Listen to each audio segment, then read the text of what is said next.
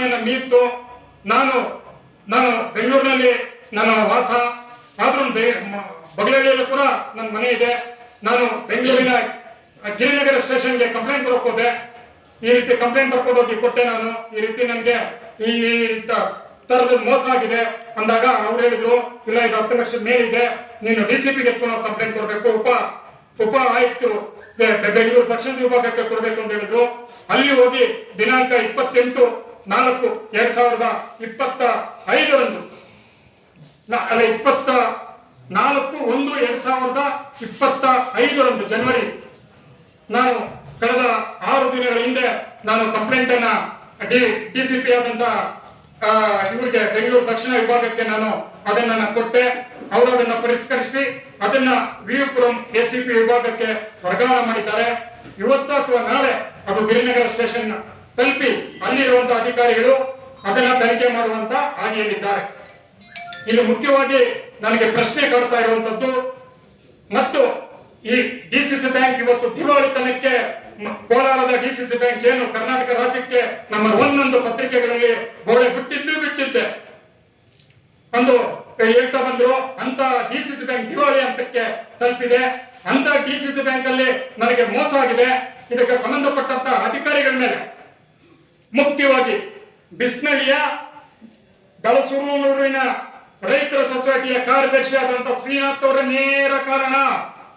23/3/2024 March ತಿಂಗಳಲ್ಲಿ ಬಂದು ಪತ್ರಿಕಾಗೋಷ್ಠಿ ಮಾಡಿ ಇವು DCC ಬ್ಯಾಂಕ್ ಅಲ್ಲಿ ನನ್ನಂತವನಿಗೇನೆ, ವಿದ್ಯಾವಂತನಿಗೇನೆ ಇಂತ ಅಗಲದೋರತನ ಮಾಡಿದ್ದಾರೆ. ಇನ್ನು ಮುಕ್ತವಾದಂತ ಜನರಿಗೆ ಯಾವ ರೀತಿ ಮಾಡಬಹುದು ಅನ್ನೋದನ್ನ ಪ್ರಶ್ನೆ ಮಾಡಬೇಕು ಅಂತ ನಾನು ಬಹಳ ಆಸೆ ಪಟ್ಟೆ. ಆದ್ರೆ ಏನ್ ಮಾಡೋದು, ಕೆಲವರು ಮಧ್ಯದಲ್ಲಿ ಬಂದು ನೀನೇ ಕೆಲವರಿಗೆ ಬುದ್ಧಿವಾದ ಹೇಳುವಂತವನು, ಈ ರೀತಿ ಮಾಡಬಾರ್ದು ಅಂತ ತಗೊಂಡಿರೋದು ಒಪ್ಕೊಂಡಿದ್ದಾನೆ. ನಿನ್ ತಮ್ಮ ಅವನೇ ಹೋಗಿ ಬ್ಯಾಂಕ್ ಡ್ರಾ ಮಾಡ್ಕೊಂಡು ಹೋಗಿರೋದು ಅಂತ ಅವರೇ ಹೇಳಿದ್ದಾರೆ. ನನ್ನ ತಮ್ಮನೂ ಒಪ್ಕೊಂಡಿದ್ದಾನೆ. ಇಲ್ಲಿ ನನಗೆ ಮುಖ್ಯವಾಗಿ ನನಗೆ ತೊಂದರೆಗೊಳಪಟ್ಟಿರುವಂತದ್ದು ಮತ್ತೆ ಅವಮಾನ ಆಗಿರುವಂತದ್ದು, ಮೋಸ ಆಗಿರುವಂತದ್ದು ಈ DCC ಬ್ಯಾಂಕ್ ಶ್ರೀನಿವಾಸಪುರ ಶಾಖೆಯವರು ಯಾವ ಆಧಾರದ ಮೇಲೆ ಅವ್ರು ಹೇಳ್ತಾ ಇದಾರೆ, ನಾನೇ ಬಂದು ಬ್ಯಾಂಕಿನ ದುಡ್ಡು ತಗೊಂಡು ಹೋದೆ ಅಂತ ಹೇಳ್ತಾ ಇದ್ದಾರೆ. ನನಗೆ ಕಳೆದ 10 ದಿನಗಳ ಹಿಂದೆ ಬ್ಯಾಂಕ್ಗೆ ಹೋಗಿ ಒಂದು ಅರ್ಜಿ ಕೊಟ್ಟು ಆ ಚೆಕ್ಕಿನ ನಕಲಿಯನ್ನು ನಾನು ಪಡೆದಿದ್ದೇನೆ. ಅದನ್ನ ಜೆರಾಕ್ಸ್ ಕಾಪಿಯನ್ನು ನಿಮ್ಗೆ ನೀಡ್ತೇನೆ, ನೀವು ನೋಡ್ಬೋದು. ಆಮೇಲೆ ಅಕೌಂಟ್ ಅಲ್ಲಿ ಡ್ರಾ ಆಗಿರೋ ಕೂಡ ತೋರಿಸಿದ್ದಾರೆ. ನಾನು ಚೆಕ್ ಬುಕ್ ಕೂಡ ತಗೊಂಡಿರ್ಲಿಲ್ಲ, ಬೇಕಾದ್ರೆ ಚೆಕ್ ಬುಕ್ ತಂದಿದ್ದೀನಿ. ನಾನು ಒಂದೇ ಒಂದು ಚೆಕ್ ಯೂಸ್ ಮಾಡಿದ್ದೀನಿ, 50 ಚೆಕ್ ಹಂಗೆ ಇದೆ. ನನಗೆ ಈ ರೀತಿ ಮೋಸ ಮಾಡಿರುವಂತ ಈ DCC ಬ್ಯಾಂಕಿನ ಅಧಿಕಾರಿಗಳಿಗೆ ನಾವು ಯಾವ ರೀತಿ ಉತ್ತರ ಕೊಡಬೇಕು ಅಥವಾ ಯಾವ ರೀತಿ ಪಾಠ ಕಲಿಸಬೇಕು ಅನ್ನೋದನ್ನಂತೂ ಮುಖ್ಯವಾದಂತಹ ಪ್ರಶ್ನೆ. ನಾನು ಖಾತೆದಾರರಾಗಿದ್ದೇನೆ. ನನ್ನ ಖಾತೆ ಇರುವವರನ್ನ ಎಲ್ಲ ದಾಖಲಾತಿಗಳನ್ನ ನಾನು ನೀಡ್ತೀನಿ. ಅಲ್ಲಿ ನಾನು 10 ಲಕ್ಷ ರೂಪಾಯಿಗಳ ಒಂದು ಏನು ಕ್ರಾಪ್ ಗ್ರೀನ್ ಹೌಸ್ ಕಟ್ಟಕ್ಕೆ ನಾನು ಸಾಲವನ್ನ ಮಾಡಿದ್ದೆ. ಅದಕ್ಕೆ ಎಲ್ಲ ಪ್ರೋಸೆಸ್ ನಡೀತಾ ಇತ್ತು. 22/3/2024 DCC ಬ್ಯಾಂಕ್ ವತಿಯಿಂದ ನನಗೆ 10 ಲಕ್ಷ ರೂಪಾಯಿಗಳನ್ನ ಮಂಜೂರಾಗಿತ್ತು. ಬಹಳ ಖುಷಿ ಪಟ್ಟೆ. 10 ಲಕ್ಷ ರೂಪಾಯಿಗಳನ್ನ ತಗೊಂಡು ನಾನು ಒಂದು ಗ್ರೀನ್ ಹೌಸ್ ಕಟ್ಟಿ ಅದರಲ್ಲಿ ಒಳ್ಳೆಯ ತರಕಾರಿ ಮತ್ತೆ ಎಕ್ಸ್ಪೋರ್ಟ್ ಮಾಡುವಂತ ಹೂವನ್ನ ಬೆಳೆಯಕ್ಕೆ ಒಂದು ಅವಕಾಶ ಮಾಡಿಕೊಟ್ಟಿದ್ದಾರೆ ಅಂದ.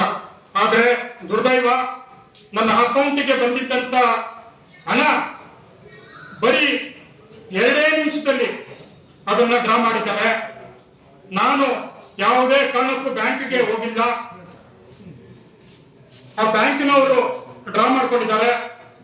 ಅಲ್ಲಿ ಆ ಸೆಲ್ಫ್ ಅಂದ ಆ ಚೆಕ್ ನಾನು ಕೊಡ್ತೀನಿ ನಿಮ್ಗೆ. ಆ ಚೆಕ್ ಸೆಲ್ಫ್ ಅಲ್ಲಿ ಡ್ರಾ ಆಗಿದೆ ಅಂದ್ಬಿಟ್ಟು ಅವ್ರು ಹೇಳ್ತಾ ಇದಾರೆ.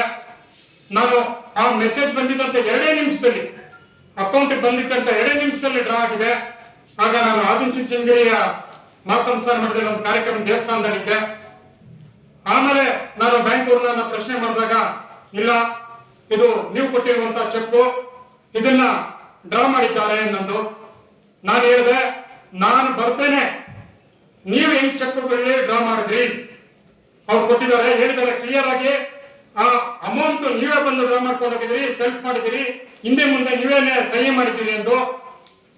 ಪತ್ರಕರ್ತ ಮಿತ್ರರೇ, ನಾನೊಂದು ಮಾತು ಇಲ್ಲಿ ಸ್ಪಷ್ಟೀಕರಣ ಪಡಿಸಲು ನಾನು ಇಚ್ಛಿಸುತ್ತೇನೆ.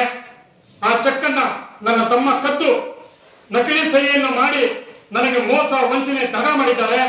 ಈ ಒಂದು ತಂಡ, ಅದರಲ್ಲಿ ಮೊದಲನೇದಾಗಿ BN ಮಧುಸೂದನ್, ಎರಡನೇದಾಗಿ ಅವನ ಹೆಂಡತಿ ಅನಿತಾ, ಮೂರನೇದಾಗಿ ಬಹಳ ದೊಡ್ಡ ಕೈವಾಡ ಇರುವಂತಹ ದಳಸೂರಿನ ರೈತರ ಸೊಸೈಟಿಯ ಕಾರ್ಯದರ್ಶಿ ಆಗಿರುವಂತಹ ಶ್ರೀನಾಥ್, ಮುಖ್ಯವಾಗಿ ಅವನೇ ಇದಕ್ಕೆಲ್ಲ ಕಾರಣಕರ್ತ. ಆ ವ್ಯಕ್ತಿ ಮೂರನೇವರು. ನಾಲ್ಕನೇವರಾಗಿ DCC ಬ್ಯಾಂಕಿನ ಅಧಿಕಾರಿಗಳಾದಂತಹ ಮ್ಯಾನೇಜರ್ ಹಾಗೂ ಅಲ್ಲಿರುವಂತಹ ಕ್ಯಾಶಿಯರ್, ಇಷ್ಟು ಜನ ಒಂದು ತಂಡವನ್ನ ರಚನೆ ಮಾಡಿಕೊಂಡು ನನಗೆ ಮೋಸ ಮಾಡಿದ್ದಾರೆ. ನನಗೆ ಆ ಸಂದರ್ಭದಲ್ಲಿ ಬಹಳ ಆಘಾತಕ್ಕೆ ಒಳಗಾದೆ. ಆಗ ಕಳೆದ 8 ತಿಂಗಳಿಂದ ನನಗೆ ಸತಾಯಿಸ್ತಾ ಬಂದ್ರು.